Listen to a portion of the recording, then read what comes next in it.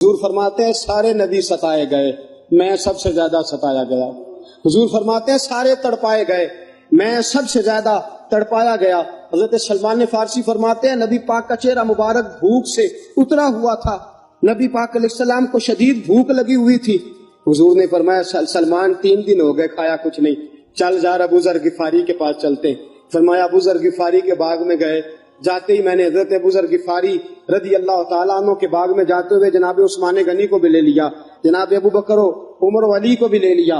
پہنچے، جا کے میں نے کہا کہ ابو ذر 3 دن ہو گئے نبی پاک نے کھایا کچھ نہیں، 2 جہاں کے شاہ ہیں، پاس کچھ رکھتے نہیں، 2 جہاں کی نعمتیں ہیں، ان کے خالی ہاتھ میں فقر اختیاری ہے، نبی پاک نے خود اس کو اختیار فرمایا، 3 دن سے کھایا کچھ نہیں۔ فرماتے حضرت ابو ذر رضی اللہ تعالیٰ عنہ کی آنکھوں میں آنسو آ گئے، کہنے لگے یار مجھے پتہ ہی نہیں، کسی نے بتلایا ہی نہیں، میں تو سویرے بھی پیٹ بھر کے روٹی کھائی اور حضور اس عالم میں۔ فرماتے ہیں گھر گئے، ایک بکری تھی اس کو ذبح کیا، اپنی بیوی سے کہنے لگے جلدی جلدی روٹیاں پکا، جلدی جلدی سالن پکا، تجھے پتا مصطفیٰ نے 3 دنوں سے کھایا کچھ نہیں۔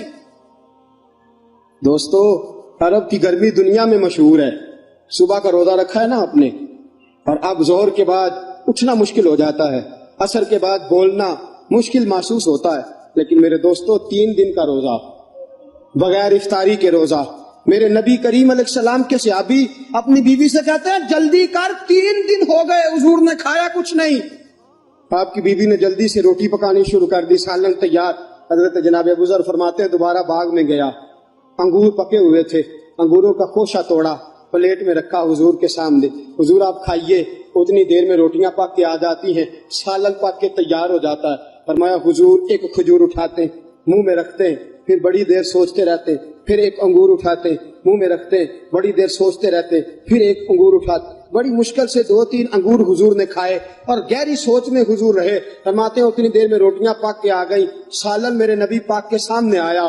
جب روٹیاں پک کے آئیں، سالن سامنے آیا، حضرت سلمان فرماتے ہیں حضور نے ایک روٹی اپنے ہاتھ پہ رکھی، 2-3 بوٹیاں اٹھا کے رکھی، چاروں کونوں سے روٹی لپیٹ کے حضرت سلمان کے ہاتھ میں دے دی۔ فرمایا سلمان جا فاطمہ کے گھر دے آ، میں نے 3 دن سے کچھ نہیں کھایا، فاطمہ نے 7 دن سے کچھ نہیں کھایا، میری بیٹی فاطمہ 7 دن ہو گئے سیدہ بھوکی ہے۔ وہ عزت والے نبی کی عزت والی بیٹی 7 دنوں سے گھر میں بھوکی بیٹھی ہے، وہ شکایت نہیں کرتی، وہ لبوں سے بولتی کچھ نہیں، وہ جانتی ہے میرا باپ دین کی تبلیغ میں نکلا ہے۔ میرے رسول پاک صلی اللہ علیہ وسلم نے فرمایا گھر جا اور جا کے حضرت فاطمہ کو یہ دے آ۔ 7 دن گزر گئے، فاطمہ کے حلق سے لقمہ نہیں گزرا۔